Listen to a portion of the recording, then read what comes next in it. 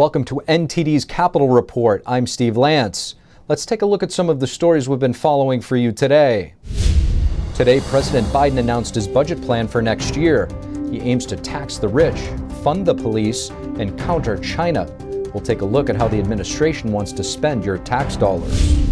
The data is in, and according to a new poll, the vast majority of independent voters say that the Biden family's ties to Ukraine and China present a serious conflict of interest. How will President Biden handle China as the situation in Ukraine unfolds? We'll take a look. Was it a gaffe or a signal of escalation? President Biden's surprising remark that Putin cannot remain in power. The White House kicked off the week laying out its spending plans for next year. The president's plan straddles priorities from both sides of the political fence, calling for a wealth tax and more spending for law enforcement and defense. Here's NTD's Melina Wisecup with more. President Biden at the White House today laying out his next spending priorities in a $5.8 trillion budget for 2023. My dad had an expression. He said, "Don't tell me what you value. Show me your budget. I'll tell you what you value." Here are some of the top investments. Almost $45 billion more in defense spending. The president wants to give the Department of Defense $773 billion. Alongside money to help Ukraine, it prioritizes China as, quote, the department's pacing challenge. And more than $30 billion to fund law enforcement and fight crime, in a bid to distance himself and the Democrat Party from the defund the police rhetoric. The budget puts more police on the street for community policing, so they get to know the community they're policing. And an $80 billion investment in healthcare, with $10 billion to prepare for future pandemics. Biden proposes around $20 billion for clean energy projects and climate resilience programs. While rising inflation is a growing concern for Americans, Biden touts his budget as fiscally responsible, with a goal to decrease the $30 trillion national debt by $1 trillion, largely relying on a billionaire's wealth tax. The billionaire minimum tax is fair, and it raises $360 billion that can be used to lower costs for families and cut the deficit. The president is proposing what he calls a new minimum income tax for billionaires. Basically, anyone worth over $100 million must pay at least 20% of their income, which will include unrealized gains. NTD's Paul Graney asked a tax policy analyst what this wealth tax will mean for the economy. Folks are going to spend a lot of time trying to value their assets and work with the IRS to pay this tax. And that's a distraction and a drain from the U.S. economy at a time where we really need to be emphasizing economic growth. Melina, what can you tell us about the path forward for the president's budget? Well, Steve, the president's budget will not pass through Congress as is. It's mainly a messaging tool for the White House to lay out their top priorities and, in this case, guide congressional leadership, giving them a framework to work around as they craft their next year's budget. Now, Congress has already kicked off this week, kind of going through the details of this budget. They've invited administration officials to come and testify, to kind of make their case as for why the administration needs this money, why Congress should approve it. So that started just this week. As for how this will play out in Congress, we're expecting to see some disappointed progressives who are pushing back against Biden's calls for more funding for police, especially from those progressives who really rallied behind that defund the police platform. As for Republicans, they're likely going to be happy with Biden's increased defense spending, but they may call for more. Republicans are also likely to strongly push back against Biden's proposed wealth tax. So as we know, this process involves long negotiation talks, and we expect to see those talks play out in the months ahead. Steve, back to you. Melina Wisecup reporting. During the run-up to the 2020 election, social media and legacy media outlets stifled coverage of Hunter Biden's laptop contents and dismissed it as Russian disinformation. Now the New York Times and others have acknowledged that the laptop and its contents were indeed real. Here to discuss the fallout, as well as some of President Biden's approval numbers, we have President of Convention of States, Mark Meckler. Mark Meckler, Convention of States, thank you so much for joining us on the Capitol Report. Good to be with you. Mark, there was much ado when it came to the Biden family's business ties to Ukraine and China in the run-up to the 2020 election, yet very little fanfare in the media. You just recently conducted a poll, and 65% of independents say that Biden's ties to Ukraine present a conflict of interest. What should we make of this? Well, I think it is a conflict of interest, and what we should really make of it is it's interesting that the American people are ahead of the curve and ahead of the news media, as always. And I have a lot of respect for the American people, and one of the reasons we poll is to see what they think, because I think that tells us, generally speaking, what's true. Biden does have a conflict of interest in regard to Ukraine, and the American people know it.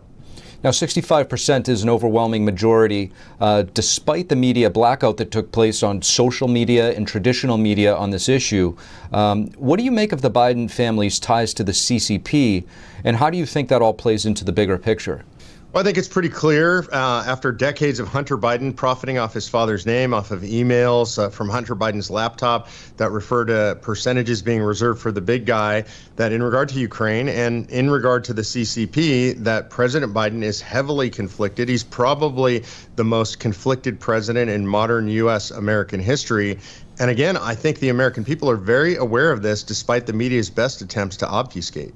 Now, let me preface this next question first and say I'm by no means defending the actions of Vladimir Putin, but I do find it interesting that President Biden is willing to demonize Vladimir Putin to such an extent, even calling him a butcher. Meanwhile, you have a Chinese Communist Party who's guilty of at least 3 genocides. They cut open the chests of living religious prisoners of conscience for their organs. Literally state-run military hospitals conducting live organ harvesting. Where are the preemptive measures for the CCP? Yeah, I think President Biden and frankly his whole party and the left wing in American politics is really absent on the CCP. I think they like the cheap cost of Chinese goods. I think they like the easy cash that flows from the CCP to consultants and politicians and powerful people. And so I think they're afraid to speak out against the CCP. And frankly, what I think is happening is we're seeing the selling of the soul of America to the CCP, according to a well-laid plan by the CCP. And I think Biden's at the top of that pyramid. That leads me to my next question, Mark, which is, what do you think it's going to take? Is it an excuse that so many more powerful people from the U.S. are so heavily vested in China to turn a blind eye?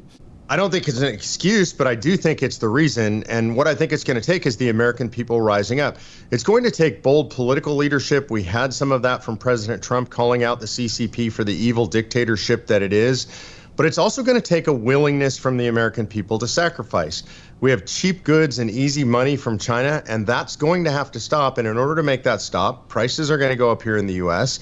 We're going to have to sacrifice, and we're going to need politicians who are honest about that. Mark Meckler, Convention of States, thank you. Thank you.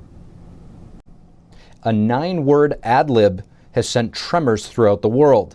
What is President Biden saying today about his comments on Putin and the speculation that the U.S. is calling for regime change in Russia? NTD's Iris Tao has more. A 9-word ad-lib in the spotlight at home and abroad. For God's sake, this man cannot remain in power. It's been 2 days since Biden made that improvised comment about Putin, but the fallout is still hanging over the world and Biden's own administration. As you know, and as you've heard us say repeatedly, we do not have a strategy of regime change in Russia or anywhere else for that matter. In addition to the State Department, the White House aides were also speedy to clarify Biden's remarks. They argued that he meant Putin cannot exercise power over neighboring nations and said there was no major shift in U.S. foreign policy, like calling for a regime change in Russia. And today, it's Biden's turn. Reporters repeatedly pressed him on his Putin remarks after his budget announcement.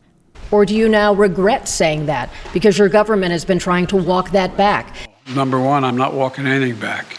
But I want to make it clear, I wasn't then, nor am I now, articulating a policy change. I was expressing the moral outrage that I feel, and I make no apologies for it. He added that he's not concerned that it would further provoke Putin. Are you concerned this remark might escalate the conflict? No, I'm not. I'm not at all. But not everyone agrees. There's a horrendous gaffe right at the end of it. I wish he would stay on script. While Democrats largely repeated the White House clarification, some Republicans are criticizing Biden for sending a provocative message. Anytime you say, or even as he did, suggest that the policy was regime change, it's going to cause a huge problem. And Russia is also reacting. The Kremlin spokesperson today called Biden's statement, quote, certainly alarming, adding to an earlier response that Russia's leadership was not for Biden to decide. And in fact, this is the third time in just the past week that the administration had to clarify Biden's remarks. Biden said last week he would respond, quote, in kind if Russia uses chemical weapons. The White House on Friday had to assure reporters the United States has no intention of using chemical weapons, period, under any circumstances. And while speaking on Ukrainian heroism, Biden told U.S. troops stationed in Poland, And you're going to see when you're there, and some you've been there. And the White House on Friday clarified that Biden's words did not, in fact, mean that the U.S. is sending troops to Ukraine. Reporting in Washington, D.C., Iris Tao, NTD News. A new poll by the Associated Press finds that most Americans are concerned that the U.S. will be drawn into a war with Russia. 47% of the correspondents say that they're extremely or very concerned about the U.S. being pulled into the war. 38% say that they're somewhat concerned. 15% reported little or no concern about war with Russia. Of those concerned about a war with Russia, 83% say they're also concerned about the use of nuclear weapons. And about 45% say that they're concerned the U.S. will be targeted with nuclear weapons. White House Deputy Press Secretary Karine Jean-Pierre has tested positive for COVID-19.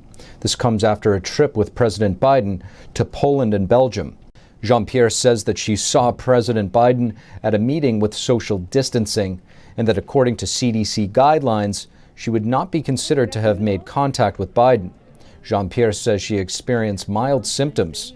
She will quarantine by working from home for the next 5 days and wait for a negative COVID test result. Republican Congressman Jeff Fortenberry of Nebraska has resigned on Saturday. A federal court in California found him guilty of concealing information and lying to the FBI. Fortenberry was under investigation for taking illegal campaign contributions at a Los Angeles fundraiser in 2016. House Minority Leader Kevin McCarthy says Fortenberry can appeal as a private citizen, but after a conviction, it is time to resign. Fortenberry opened his letter of resignation with a poem. It reads, "What you spend years building, someone could destroy overnight. Build anyway." And in the final analysis, it's between you and God. The resignation goes into effect Thursday, leaving one House seat in Nebraska vacant. Under Nebraska state law, the governor has to schedule a special election within 90 days once a congressional seat becomes vacant. Each political party gets to pick a nominee who will run to serve the remainder of that congressional member's term. As gas prices continue to soar, lawmakers look for unusual solutions to help lower the cost for consumers. Have the Democrats' energy policies stifled American energy from being unleashed to help lower the cost of energy? And have the American people lost trust in the once highly regarded CDC after mixed messaging related to the pandemic? Physician and heart surgeon Congressman Larry Bucshon joins us to discuss. Secretary of State Antony Blinken is visiting Israel. He hopes to reassure allies of his commitment to keeping Iran from developing nuclear weapons.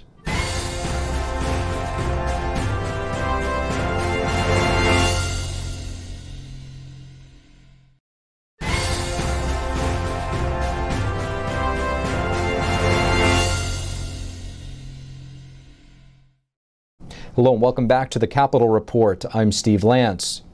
U.S. Secretary of State Antony Blinken is reassuring Israeli and Arab partners that Washington will continue to counter any Iranian threat.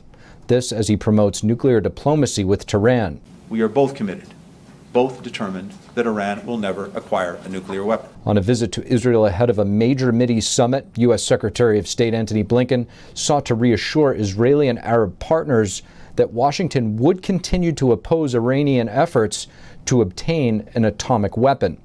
Israel is hosting the two-day summit, which will include foreign ministers from the UAE, Bahrain, and Morocco. All three nations recently normalized ties with Israel as part of the Abraham Accords launched by the Trump administration. But President Joe Biden and Blinken are now negotiating with Iran and other world powers, including Russia, to reactivate the 2015 Joint Comprehensive Plan of Action, or JCPOA, a deal that lifted sanctions on Tehran in exchange for limits on Iran's nuclear program.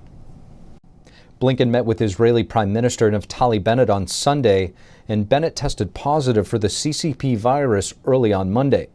State Department spokesperson said Blinken was considered a close contact and would get tested. As gas prices soar, lawmakers are coming up with different ways to offset prices.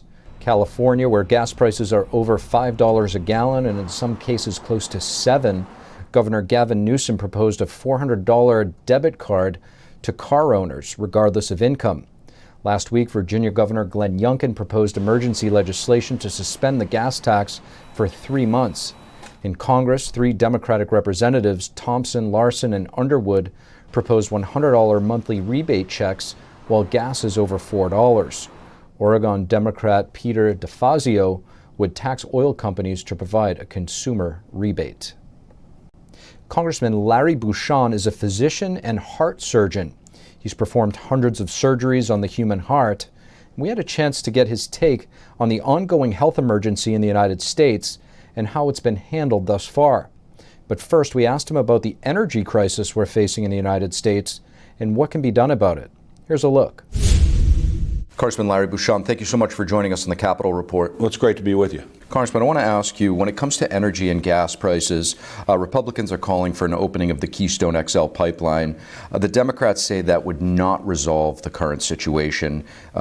There's so much information out there. Please give us your take. Well, the Keystone pipeline is just one of the pipelines that the Democrats are trying to stop across the entire country. So I think the Keystone Pipeline is one that the American public understand because it's been in the news a lot, but it's really the tip of the iceberg. So yeah, in the short run and the long run, getting pipelines done to both import North American energy from Canada, like the Keystone Pipeline, but also transporting energy within our own country, for example, to the Northeast, are things that we need to do.